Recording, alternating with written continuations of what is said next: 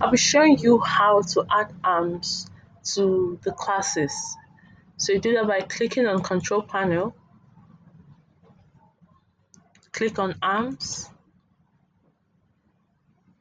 Now inside here you can see arms have already been created, and schools can decide to have arms that are later coded, color coded, or anything that they choose. So I'll just add arms so I can see how it is done. You come to the add arm button,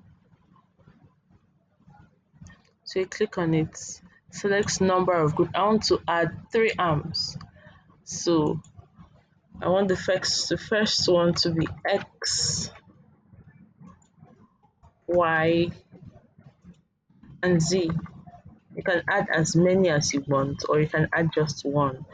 It's all depends on the school. So after adding those, I click on submit. So if you see down here, arms XYZ have been created. So this is how you create the arms for your classes. Thank you.